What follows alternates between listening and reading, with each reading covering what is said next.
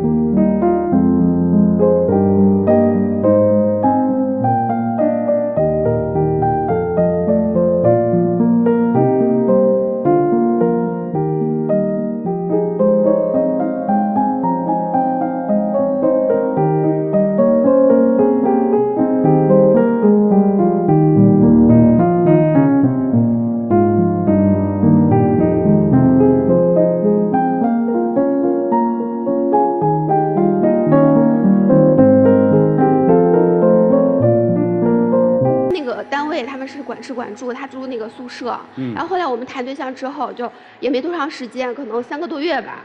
然后他就老跟我提说想跟我合租。我本来就想着我们现在认识的时间也不长，然后我们可能在精神层面啊，还有就是未来的人生目标就没达到一致，我就不同意。然后他给我提了好几回。当时我想是什么呢？我们认识这么长时间了，我们俩都是在北京，也不能老这么。就是像异地恋似的，我在丰台，他在那个朝阳，就是2个区。那是挺远的。对，是有点远，上下班我送他也比较费劲。我想是，既然我们俩都在一起了，平常生活上能多照他一些，能跟他黏在一起。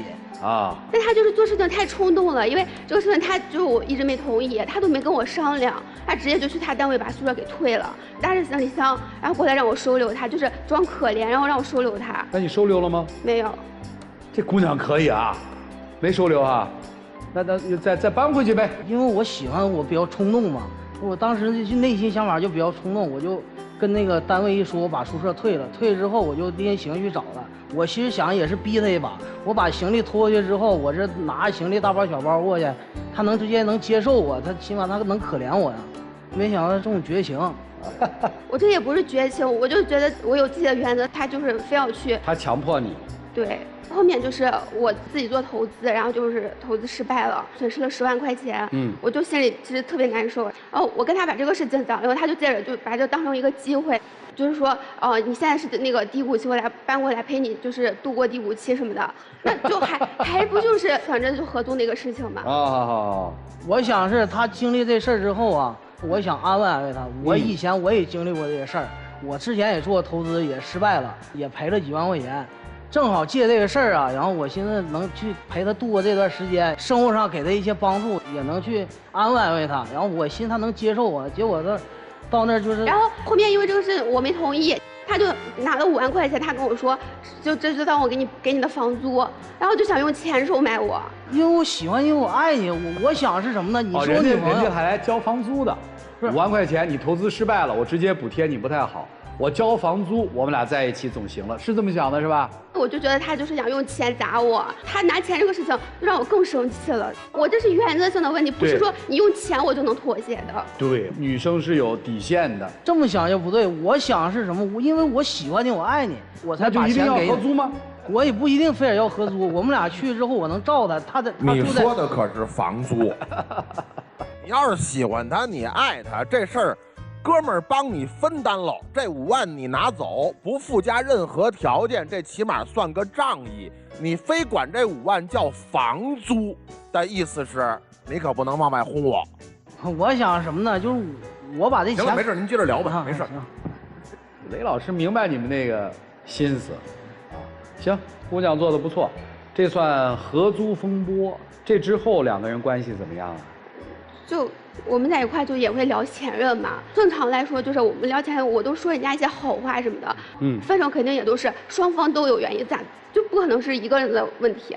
然后就每次聊起前任，他就跟我说，就全都是人家的不好。然后他就跟我讲说，他那个前女友跟他住一起的时候，就每天背着他就在那个卫生间里跟别的男生发微信，然后就说人家那个女生把他当傻子一样的骗了好久，全都是些负面的信息。因为他说这个话，我甚至对他人品都产生了质疑。我觉得怎么可能？就是人家一个女生怎么就全是问题呢？然后因为我是做招聘的，然后他就说我职业病犯了，说我见不得人家说老东家的坏话。因为什么呢？因为我之前经历过这段感情，我想的是我们俩既然在一起，我想跟他说说，让他能多理解我。你想让他理解你什么呢？因为我之前也是被人欺骗，我想跟他就说一下这个事儿，想让他也多理解理解我。他老是说人家这不好那不好，我当时就这不是个事儿啊！就我还有后边，就你听我说完。还有后边呢。重点的矛盾在后边，然后他就让我就心里挺犯嘀咕的，我就给他前女友打了个电话。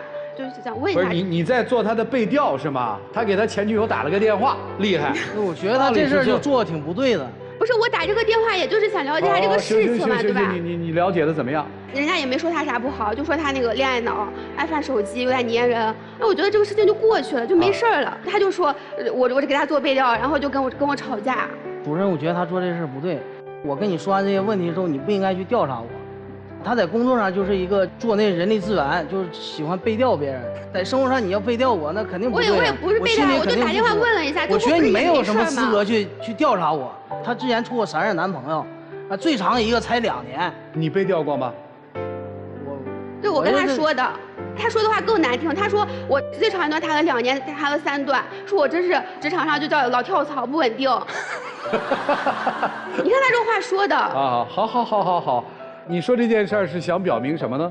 他后面跟我们在一块儿，他就也是这样老挑人毛病，他都不是那种鸡蛋里挑骨头，他就是鸡蛋里挑钢筋的那种。就我正常我工作，他也吃醋。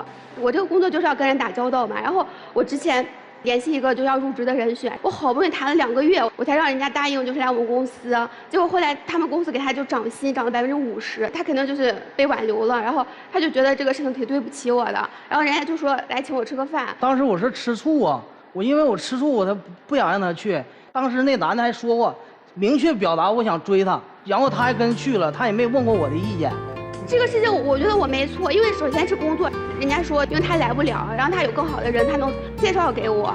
他说之前人家对我表达过好感，那我当时也跟人家明确的说我有男朋友了，这个事情都已经过去了，对吧？那我作为正常的一个工作，然后我就吃这个饭，而且我提前跟他说了，只是因为他不同意，但是我还是去了，他就不行，然后他就天天拿这个事情跟我吵。如果要换作是一个女生，如果要这么约我，而且明确表达追过我，我肯定不会去。就现在为这个事儿老吵架是吗？对，老吵架。你相信他吗？我这相信他呀，我肯定相信他，但是他有时候做那事儿是不让人相信。他就是这种，他就是老是在莫名其妙的会吃一些醋。所以你的背调变成现实了嘛？他的前女友说他是恋爱脑，他的前女友说他查看他的手机，这不都印证了吗？但不是。所以在这段关系里，他不是。但实际上我们的问题就是他老是嘴上说他恋爱脑，但实际上我在跟他相处的过程里面，我并不觉得他。也就是说，他没有。怀疑这一部分是恋爱脑是吧？不是，应该是说就是他总是停留在这个语言层面，他在实际程度上让我感受不到。比如说，就我是非常认真对待我们这个感情的嘛，然后他就是单亲家庭长大的，然后他父亲前年也去世了，我就觉得他一个人一天在北京就挺孤单的。完了要过年的那会儿，然后我就跟我家人商量，就是能让他来跟我一块回老家过年，就是能感受一下这种就家里人很温馨的这个氛围。然后我就跟他说，然后他就不同意，他就非不去。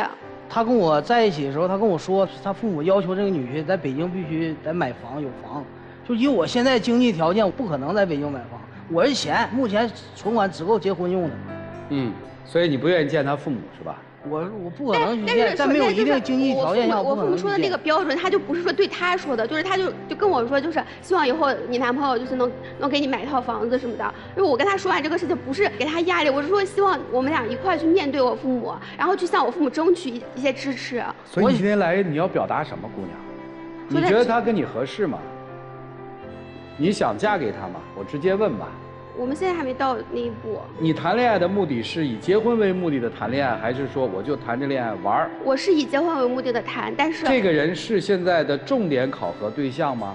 我开始这个恋爱的时候，别说开始，我肯定是认真的。1年之后的今天，他是你要选择的结婚对象的一个重点考察对象吗？我现在不太确定，连这个都不确定。他的经济条件不是很好，按照你家庭的标准，他的经济条件不是很好，对吧？他不懂得照顾人，他的心眼儿比较小，这是你刚才描述的一系列的缺点。那么这个男人有什么优点？我觉得他还是挺踏实的，努力上进。我没有听到你讲他踏实努力上进的任何事实啊。1年恋爱谈的憋屈是吧？我心里肯定憋屈，就很多事儿他也不考虑我的感受。我感觉不到他爱我，我感觉他心里就是不在乎我。好，你想娶她吗？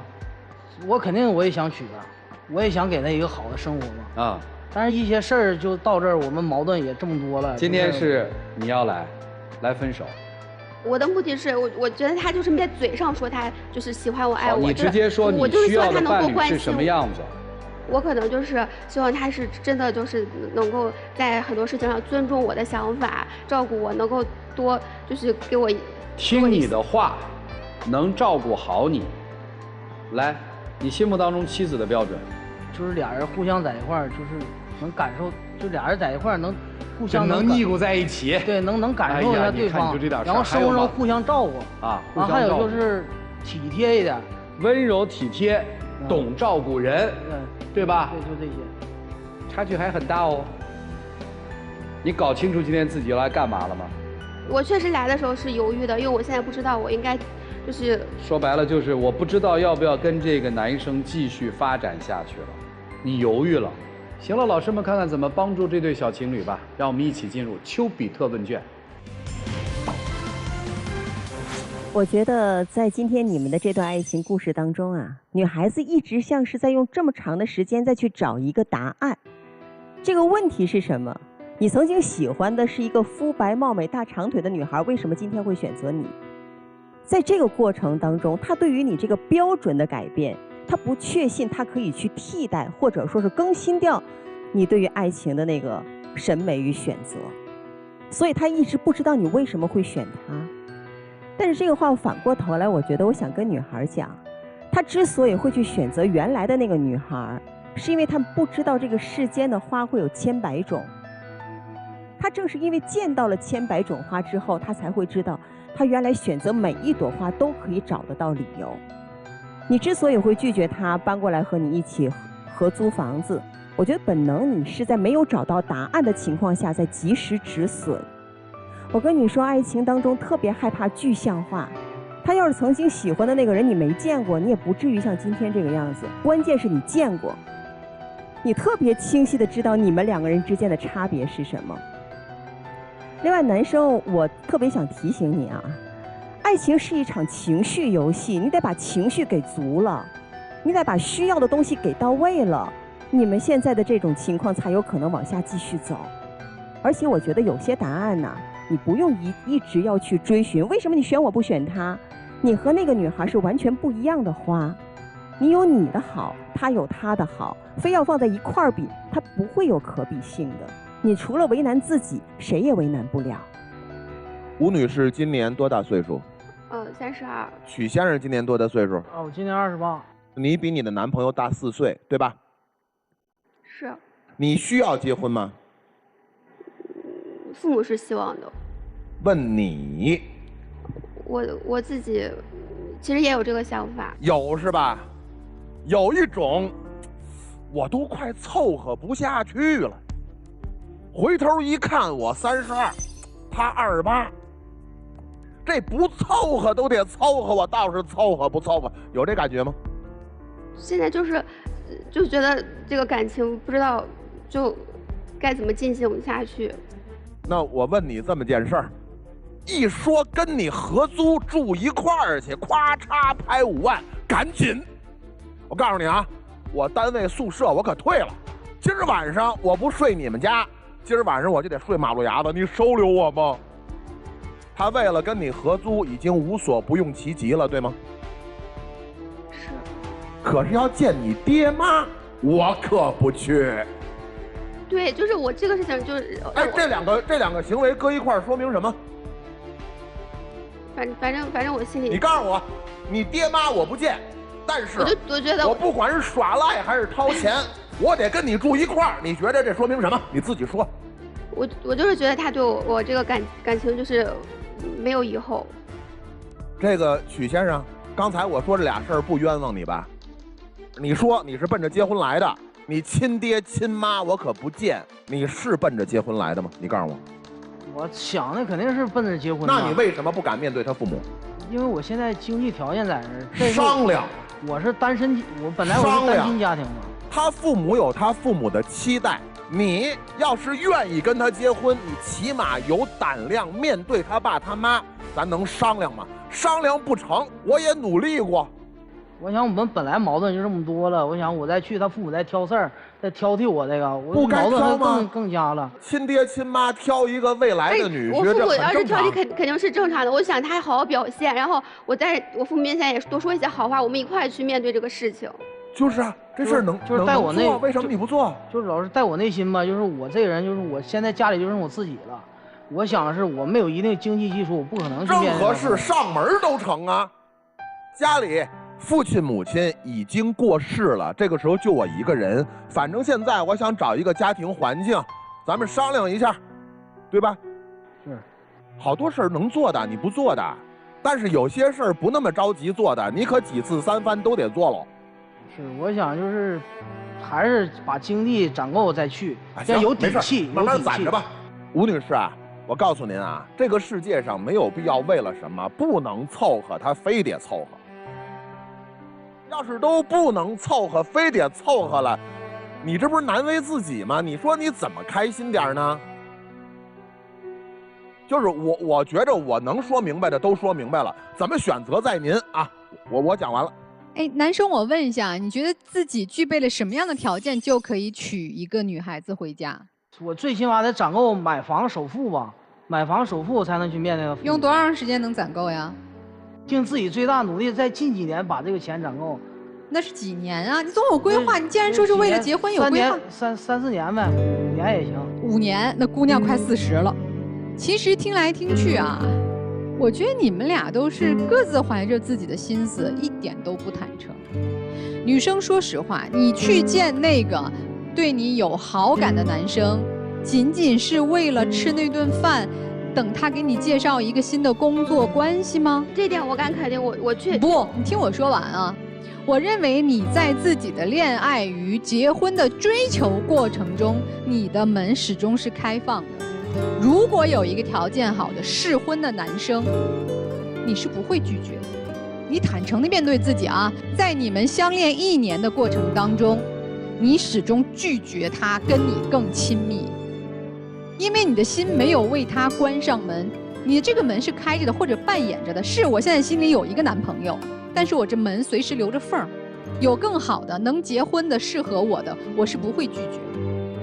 你最初看上他，觉得这个男孩老实，那你看上他就是你认为的老实本分，他其实一点都没有变，他到今天也没有变，他还是这样一个状态，他没有变，变的是这1年当中你发现这个人其实很难托付终生。那你就坦诚一点啊，你不够达到我心目中的要求，我又这把年纪了，我得赶紧找一个适合的人结婚了。男生也一样，你也不坦诚，你所谓的我拿出钱来要和你合租啊，我天天都想和你黏在一块儿，你不是真的说我爱他爱到我恨不能明天我就要娶她进门，因为我知道他想结婚了，你连见他父母的意愿都没有，多么清晰呀！我还没有和你们的女儿到了谈婚论嫁那一步，坦坦荡荡的。我相信你们最初在一起是为了能够相亲相爱，为了能够有未来。那相处了1年，彼此也觉得咱心里那点小心思拿到桌面上来解决不了，咱就算了，别耽误人家姑娘。你呢也别影响她，咱就各走各路，各找适合自己这个人生阶段的伴侣。我们画一个句号。道一声祝福，这不是最好的结局吗？女生很想结婚，但现在缺的是什么？缺的是信心。你对你们的关系是否有信心？你对自己是否有自信？你的岁数比较大，你很焦虑。你发现他其实是先喜欢的你的闺蜜，对吧？所以呢，他会研究闺蜜喜欢什么。你认为他对你心不真，他现在着急麻慌的要跟你合租在一起。你认为他心不正，他不敢去见你的父母，你认为他心不诚，所以你始终是在考验他的心。所以你始终，你可能还像杨老师说的，你留了一扇门，留一种可能性，你去和追求你的人吃饭。虽然你没有什么不正的想法，但是至少你不能在一棵树上拴死。这个人既然赢不得你的信任，为什么是他呢？你一开始是追的他哟。你看中他的那些点，他现在还存在吗？你告诉我。其实是不一样的，就是我开始变化了，是吗？是，就是在相处的过程中就发现他对我其实只是停留在口头上。所以，既然你对他已经有怀疑，为什么不分开呢？纠结，这是你的性格所在。对，既要又要，很难决定，因此才到了这个地步。所以你千万不要把自己的焦虑或者自己的疑虑让对方去证明，他做不到，永远做不到。你不是考官，他也不是考生，你要这么去考验一段感情的话，趁早离开。你跟这个人在一起怎么叫合适？你觉得很舒服，但你现在都不，你怀疑，充满着质疑，所以这段感情已经变味儿了。分开，我觉得也许是一个好的决策。谢谢徐总，帮帮团老师们。广电帮帮团呢，我就想说，姑娘，我能帮你的就3个字，打直球。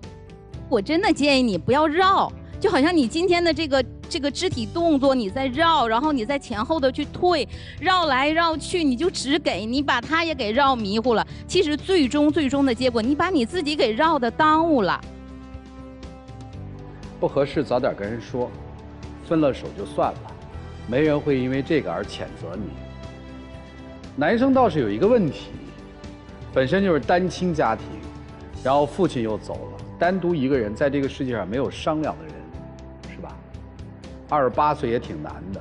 雷老师其实给你一个很好的一个视角，陆志听起来像一个玩笑，实际上面如果我们看婚恋是一个市场的话，这也许还真是你在婚恋市场上稀缺的那一部分呢。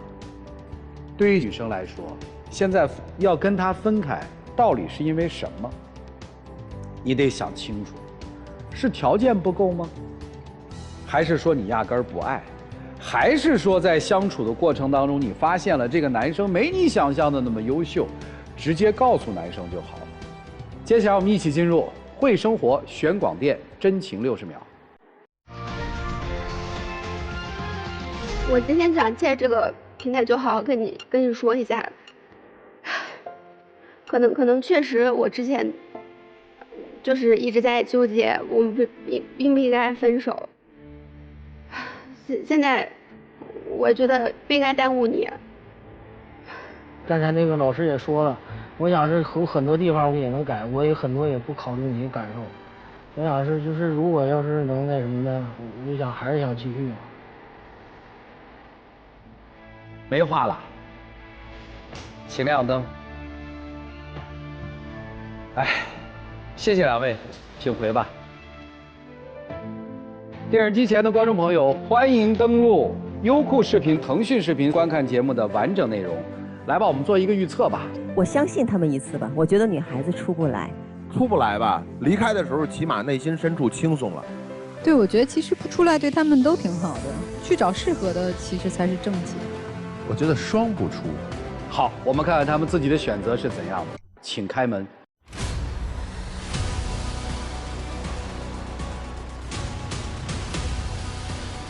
女生在吗？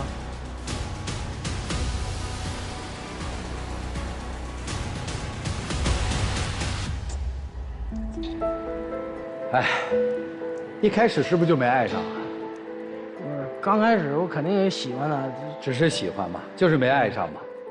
爱情别将就啊，别着急，好吗？还有什么话对你的前女友说吗？我就祝她幸福吧，以后我能找一个更好的。谢谢，也祝您幸福，请回。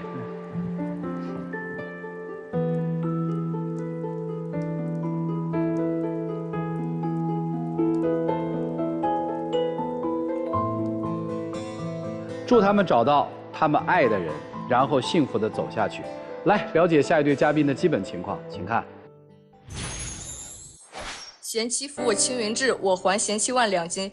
我不知道你们听了这种话是什么想法，但是我男朋友跟我说完，我会觉得他好像在给我洗脑，让我无条件的支持他。但是我们毕业了，就是要面临着异地和找工作的问题。他为什么口口声声说为了陪我，为了我而做出这一切，为我做出了牺牲，让我感觉到很不舒服。现在想想之前的这几年，他也并没有好好的爱我、重视我。我不知道我该不该和他走下去。有请这对情侣，有请。男嘉宾刘先生24岁，来自黑龙江学生；女嘉宾李女士23岁，来自吉林学生。有请两位，有请。欢迎两位啊！毕业了吧？毕业了。这一毕业就分手是吧？对。定律是吧？啊！哎呦，一说分手，这姑娘就要哭啊，舍不得是吧？今天是他要带我来的。对呀，他可不是得带你来，他怕分是吗？你看哭的哟。不给擦擦眼泪去啊！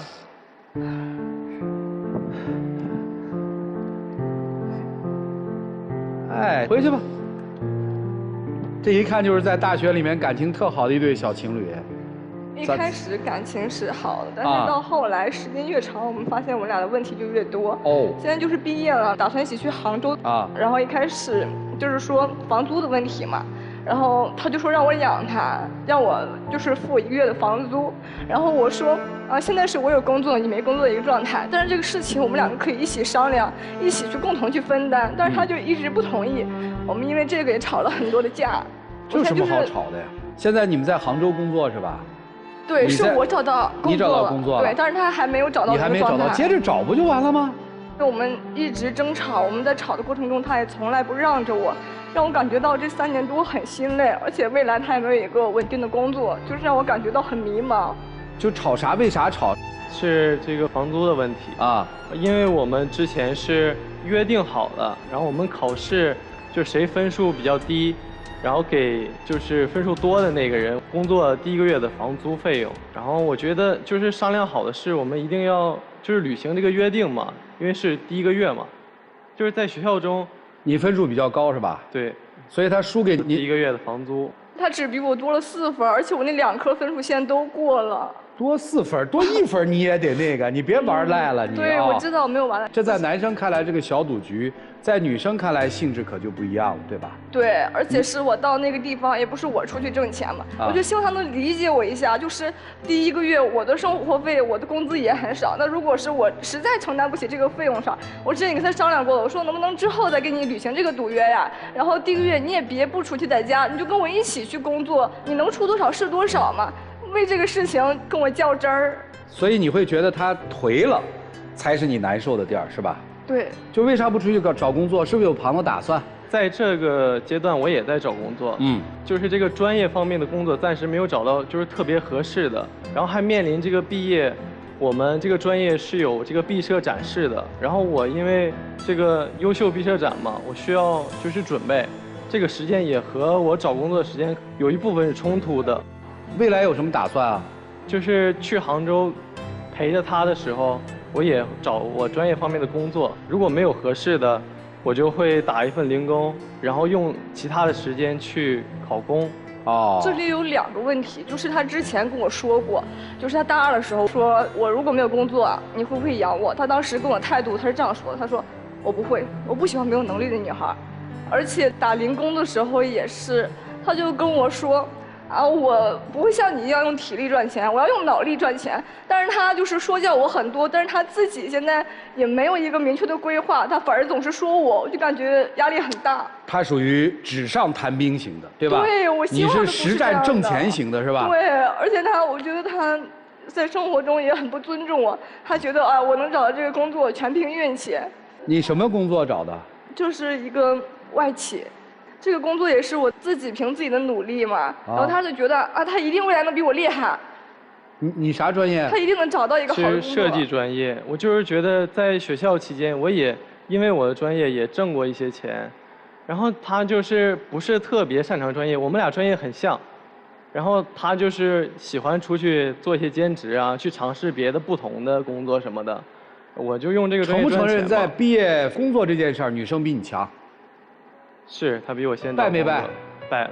那就不要老说教我嘛，对吗？对吧？就每个人有每个人自己的生活状态，我都没有管你太多，我也没有说你太多，我一直都是理解你的，但是我希望就是你对我也是这样的。好，这事儿我们听明白了，从玩笑开始，到男生的心里不顺，到女生的憋屈，对吧？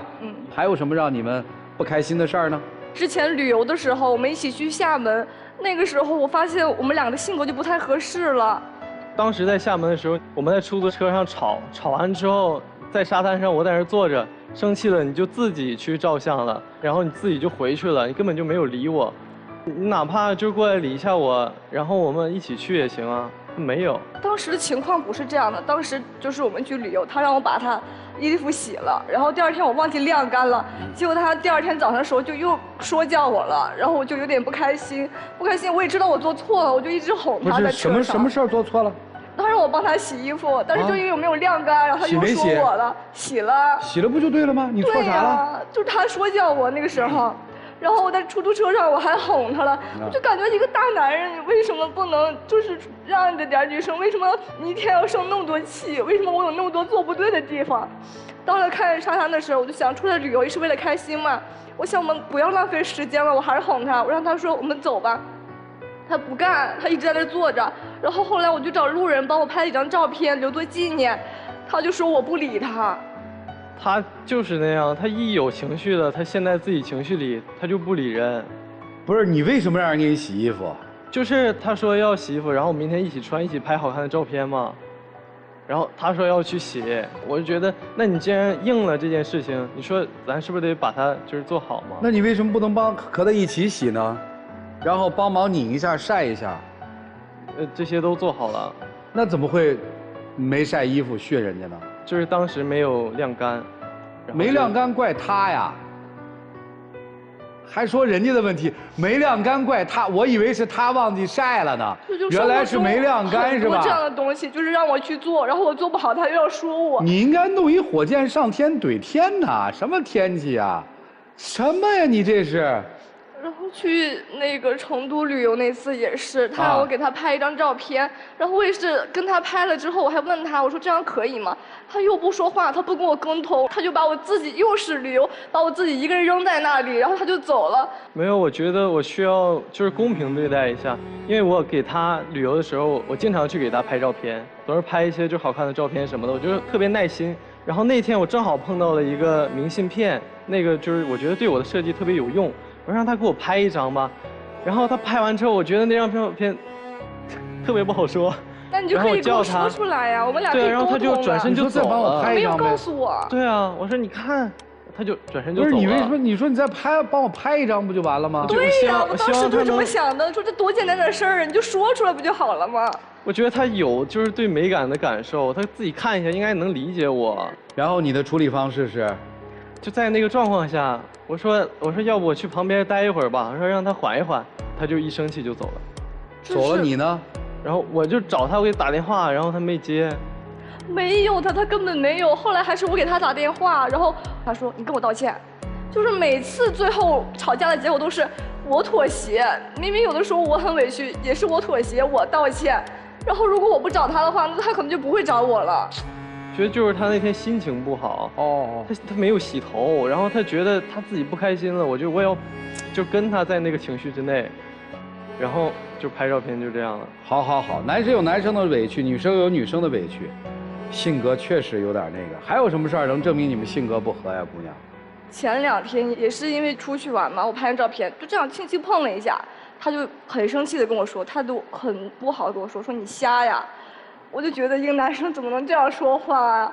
然后回去之后我就很委屈，我在角落里一直哭，他也不理我的情绪，后来自己就睡着了。哭睡着了？我在那哭，他睡着了。哦，然后你更哭了吧？我的情绪很多时候都看不见他。那天其实是我端了一杯特别热的那个绿豆汤，他过来一拱我，那个汤就几乎都要洒在我身上了，我当时一下子就来火了。可是你也没有告诉我呀，你就是很生气的对我说你瞎呀。如果是这样的话，你不会张嘴跟我说吗？这样我也会理解你。可是你跟我一直走啊，我们俩一直在那个道上拿着那个汤，你也看见了呀。之后我们俩就一直冷战，然后就变成这样的状况。哎，你有没有觉得你确实情绪有点波动比较大？我发现了。而且控制比较差。嗯。特别容易哭是吧？对。哎，你烦他哭吗，兄弟？说实话。有一点，我刚开始就是觉得，哎呀，我应该哄他，然后慢慢的觉得，就是什么事他都有一点这种，就大事小事一哭就没劲了，是吧？对，我就不知道该怎么，就是说不出去那种话了，心里。明白。然后他也是，就是平时还总是大大咧咧的，然后之前我给他买一个小桃花的金项链，他就弄丢了，然后我觉得他就特别不在乎我给他买的这个东西。实际上不是这样的，他给我买了之后，我当时非常喜欢，我天天都带在身上。然后当时就是有一次洗澡的时候摘下来了，我真的不是故意弄丢了。然后我就跟他说，我说能不能不要生气，我跟你道歉，我真的不是故意弄丢。但是他毫无疑问的跟以前一样，开口第一句就是先训斥你，我以后就是不会再给你买这样的了，就还是管教和训斥。但是我知道，我真的知道我自己错了，我希望能先安慰我一下。你为什么老训人家呀？就是他刚开始跟我在一起的时候说话，就是特别听我说的，就是说什么他也都能理解。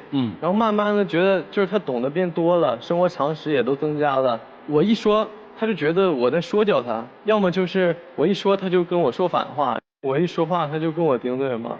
然后就是这个犟也表现在就有一件事，当时他妈妈过生日，我毕设展正好就在他妈妈过生日附近，我说我给你钱，然后给妈妈买点礼物，然后你一个人回去，我在这边先干一下我这种事啥的，然后他就生气了。我是觉得我们2个马上要工作了，然后就是家里人就想带回去看看，马上就没有机会了，而且并不是像他说的那样，当时我们俩看了一下时间，还有好几天呢，我想说你就跟我一起回去看1天呗。可是你也知道，我们老师可能会临时改一些东西啊。然后他最后还是这样，每次的结果就是他自己买车票回去了。后来我们俩1前1后回去的。是因为你怕他生气不原谅你，又追过去了。对，我把学校的事都处理完了，那时候他就已经生气了，他就自己跑回寝室了，然后我只能买那个车票了，我们俩就1前1后回去了。妈妈的生日赶上了吗？赶上了。所以今天来这干嘛呢？总吵架呀。还想吵吗？不想。我看你们这好像基本就决定，就是认定彼此为后半辈子的伴侣了，是吧？是，我是这样。双方父母见过面吗？还没有，因为工作都还没有定下来啊。好，评价一下你女朋友。就是她平常也挺懂事的，然后也挺乖的，处理事情也有自己的能力，但是就是跟我说话的时候，我觉得她对我就是没什么耐心了。现在，因为感觉处的比较久了。然后你累吗？跟她在一起？有点。评价一下你男友。他就是总说我犟嘛，总管教我。他总是这样说话，说我一开始的时候很乖，然后后来的时候不懂事儿。就是女生她是有自己独立的思想的，不是说她的思想跟你的思想不一样了，这就叫做不懂事儿，只不过是思想碰撞了。一开始是我什么都不懂，那是因为我第一次谈恋爱，我就感觉不是什么事都要听从你。假如说我什么事都听你的，我变成一个你的傀儡，这样的话你会开心吗？所以你跟他在一起快乐吗？这大概就是这段情感最重要的问题。是我的初恋，但是我不快乐。你在学校里追的人多吗？没有啊。没有？没有，我就从小就一直很乖，我也就是这4年来，就是他说不让我去酒吧，我从来都没有去过，然后朋友慢慢的也都不联系了。你读大学的时候没有其他男生追你，除了他？啊，那有。就是啊。我没追过别人。啊，对啊，就是那些追你的男生，你都没看上吗？就是为什么看上他了？因为我觉得他当时就是很优秀，然后处理事情的时候也很冷静。就是一开始的时候大家都是美好的，后来的时候相处时间久了，就发现这个管教就不太舒服了。哦，到底是管教还是要求？到底谁更害怕失去？你们听听老师们的分析好不好？让我们一起进入丘比特问卷。什么是厌恶？就是2个相爱的人，当手触碰到一起的时候，其中一个人迅速的抽离了。什么是爱慕？2个陌生的人在一起，膝盖相碰的时候却没有闪躲。其实人的行动代表了所有心里的语言。当他每一次打翻绿豆汤在说你的时候，其实那代表了他心里的语言。其实在你们2个相处的所有刚才说的点点滴滴当中，每一次行动都代表了真实的内心的语言。可能真的没有那么爱，或者已经开始厌恶。杨绛先生说，一个人的一生，终其一生都是一个人的一生。无论遇到什么样的人，他爱你，他厌恶你，他唾弃你，称赞你，羡慕你，你都不要在意，因为终其一生都是你一个人的一生，你都应该爱自己。所以对这个关系，我觉得没有必要评价，因为你们2个还很年轻，只是刚刚大学毕业，人生可以说都根本没有开始，谈不到任何一定要怎么样的这个必要性，没有的，根本没有。每个人都有更多的选择，更多的发展，更多的机会，应该找到那个让你觉得在一起很舒适的人，快乐的人，感到幸福的人。人生一共就2件事，一个叫快乐工作，一个叫幸福生活。如果一段感情让你得不到幸福的生活，这段感情的必要性就值得考量。给男生一句话，就学会不欺人。如果真的不爱了，就请直接的告白他，因为他还很年轻。我给女孩的忠告就是学会不自欺。如果你已经那么深刻的感受到不愉快、不舒服，请你勇敢的选择离开。就是一个女孩哈，我们说孝顺爹，这是应该的。一个女孩对男朋友这么孝顺，你觉得这是不是撑的？我就觉得他总说嘛，他总说他是为我好，为我好。我可能想想，那我也有做的不对的地方，我就会反思自己。不是他一说他为你好，你先自我检讨，我有做的不对的地方吗？你这心里也太脆弱了。就是你的男朋友习惯在你面前，他把自己摆在一个有优越感的位置上，他跟你说，我可不喜欢能力不强的女孩。你有没有跟他说过，我也不喜欢那个惺惺作态的男孩？你有说过吗？我说如果说的话，就又吵起来了。他会拿1万套话来怼我。你看多孝顺这孩子。他说你赶紧替我洗衣服，你就没跟他说一声你自己没长手啊？然后第2天那衣服没晾干，明明赖厦门的太阳，对吧？他赖你，这个时候你就不想想这事儿赖我吗？这事儿赖你吗？对，所以我就是很多时候就感觉很委屈，明明我没有做错。你委屈了之后你干嘛了？妥协了。还是孝顺吗？这是一好孩子。你爸你妈真知道你是这么过了4年吗？我都是挑好的跟他们说。哎呦天哪！所以我觉着吧，你既然觉得自己的男朋友老把自己摆得高高在上，你既然觉得他跟你在一起不开心，咱们是不是能想想别的事儿？哎，你信吗？这个世界上有另外一种男人，就是你买的项链丢了，你喜欢吗？喜欢。你喜欢，咱们再买一条。我就是希望他这样的，而不是信我。不是你相信这个世界上有我说这种男孩存在吗？我相信。那你既然喜欢这样的，你跟他较什么劲呢？我这不是想不开吗？这你就再给人买一条，能怎么着？是不是？是。你觉得自己身上爹味儿重吗？我觉得我可能有一点，我是就是准备在他马上过生日这个时候再给他买个金戒指的。但是我想说的时候就是说你毕竟弄丢了，我觉得注意啊，开始了。你信吗？这个世界上有一个男孩，他没有后头但是这些。对。你信吗？我信。我向你保证，那样的男孩真的有。对，就是我说什么他都会否定我说，但是不对，就是这样。你知道为什么他死乞白咧的跟你强调，你比我低了4分，我告诉你，我赢了你1个月房租。你知道他为什么使劲得跟你强调这个吗？我即便明明没找着工作，我也得摆一个胜利者的姿态。我就是为了让你替我付那1个月房租，我救不着，怎么着？他是为了这个。哎呀，你听明白雷老师说的了吗？我听明白了。就是世界上有很多种男人，不是只有你家这个，在你丢了最宝贵心爱的项链之后会训你的。也不是说所有的爹都会训闺女说你别丢3落4，爹都不全是这样，别说男朋友了哈，是有那样的人的，他是不会让你从上场站到这儿，哭到现在没停过。你有没有想过什么是真正的好的情感啊？最基础的一点，你跟这个人是不是在一起天天都很开心啊？你是不是变成了一个爱笑的姑娘啊？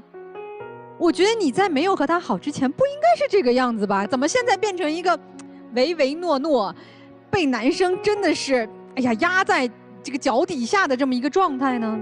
你有思考过这些问题吗？这3年你怎么就变成了哭哭啼啼的？你爸妈要看到了得多难过呀！我怎么委屈我们家女儿了？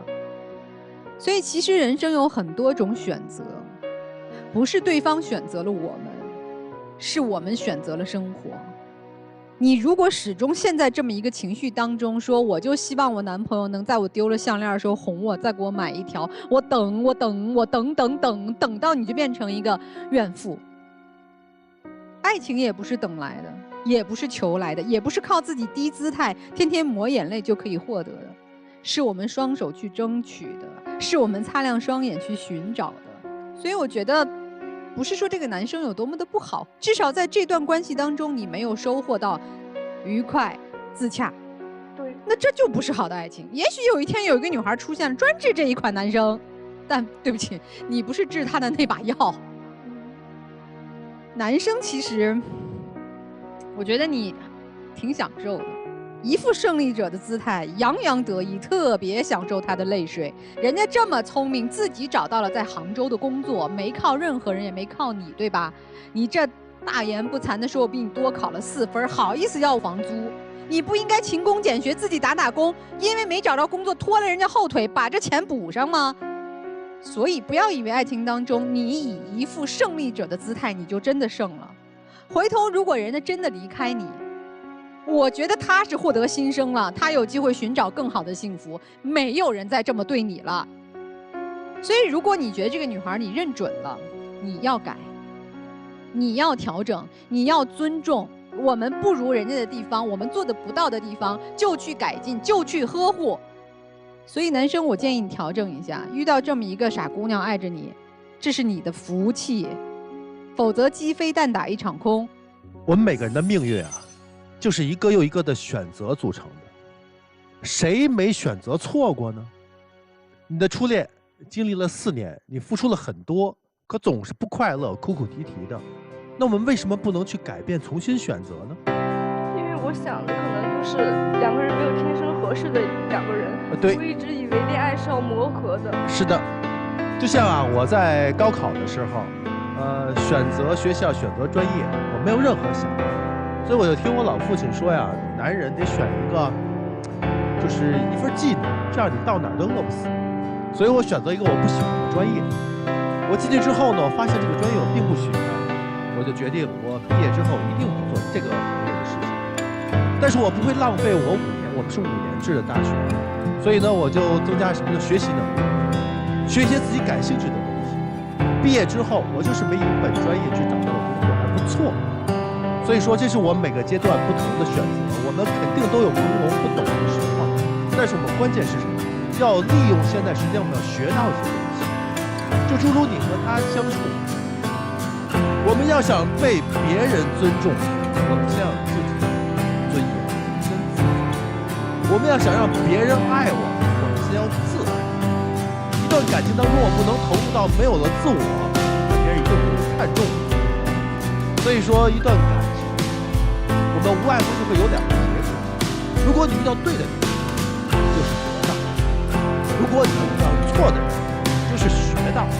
学到之后，改就可以了，重新选择就可以了，不要顾忌。你的初恋会带给你很多的有能力，当然没有关系，很正常。勇敢的去面对，并且做出选择。就这样，谢谢学长。帮帮团老师们。所以管宁帮帮团，我想说，2个人在一起的意义是什么呢？是彼此照亮，互相成长。但是在你们这段关系当中，我看到的是他让你自己觉得自己好失败，然后不断的反省自己。姑娘，你一上场，你跟他说了很多，就是你在讲你的经历啊，对不起，我错了。哎，我在想，如果是你的父母听到，你会捧在手心里长大的一个女孩，然后要对一个男孩不断的说这样的话，他们要多辛苦啊！我们差在哪了？你怎么了，姑娘？你被他洗脑了，他改不了。你不是学设计的吗，小伙子？你按照你自己的审美标准，你给你自己设计一个女朋友就好了，你不要改造她，人家挺好的。而且女孩，你一直说这是你初恋，初恋是美好的，但你不必执着。我希望你能好好的，好吧？女孩，给你4条建议：第一，学会保护自己。不要一味的付出和自我牺牲。第二，学会控制自己的情绪。你那么美好，但是今天你全程情绪很不稳定。第三，勇敢的表达自己的立场，学会拒绝。第四，保持清醒和独立思考的能力。最后给你一个忠告，就是爱自己，保护好自己，才能找到真爱。男孩，以上的警告同样送给你。谢谢老师们。今天不分开啊，去了杭州一定会分开。现在只在学校里面见到了一个看似冷静、看似优秀的男生，这世界上男生多了去了。就你这性格，我不知道你要吃多少醋，估计自己都能把自己气了个半死。这段情感关系我不看好，你的胸襟不够大。如果你真的珍惜他，给他自由，请你尊重他，其他没别的。女生，哎呀，这反正要是我们家孩子，我就说赶紧离开吧，有多远跑多远吧。哎呀，接下来时间留给你们自己吧，该说的都说了，女生自悟啊。接下来进入会生活选广电真情60秒。我觉得我有不对的地方，我觉得不应该就是那么要求你。我希望，如果你还坚定的选择我的话，我会努力去改正的。其实人的性格不一样，人是改不了的。我之前就感觉到，就是彼此有许多的不愉快。我认识到这是一条错误的道路了，只是因为我对你的爱，对你的滤镜。但是现在我感觉女生的思想也需要独立，女性也需要被看得见，我是值得被尊重的。我觉得就是老师说的很对，我就是有很多方面的不足，我也不应该那么的高高在上的。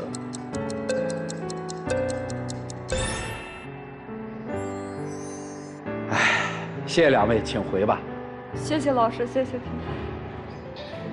电视机前的观众朋友，我们栏目的唯一官方报名热线是0223606301，有情感困惑的观众可以来电报名，不收取任何的费用，小心被骗。刘律师预测一下这结果。我觉得如果这个女孩理智一点，就不应该出来了。都别出来了，我认为在一起不开心的嘛。我觉得他们可能一时半会儿分不开吧，顺其自然吧。我觉得男出女不出，因为女孩最后那个笑很释然的笑，可能意味想通了要离开了。好吧，我们看看他们自己的选择是怎样的。请开门，请开门。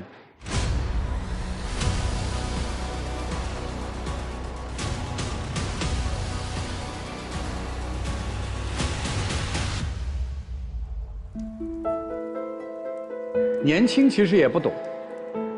我不觉得你是主观故意那么坏的，我真的不觉得。有什么话跟他说？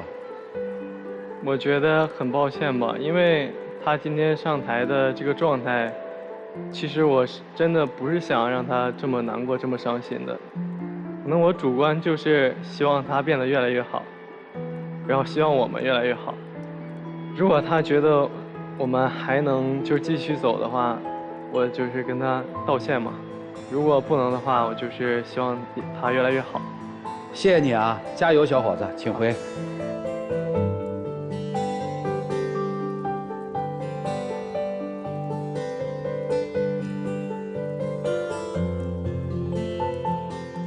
生活还得继续，都很年轻，路很长，慢慢的走下去。祝你们遇到捧你入手心的那一个人。本节目由中国广电天津公司独家冠名播出，看电视享五 G 选中国广电。再一次的感谢中国广电天津公司对本节目的大力支持，也谢谢电视机前观众朋友的收看和陪伴。我们下期节目再见，谢谢大家。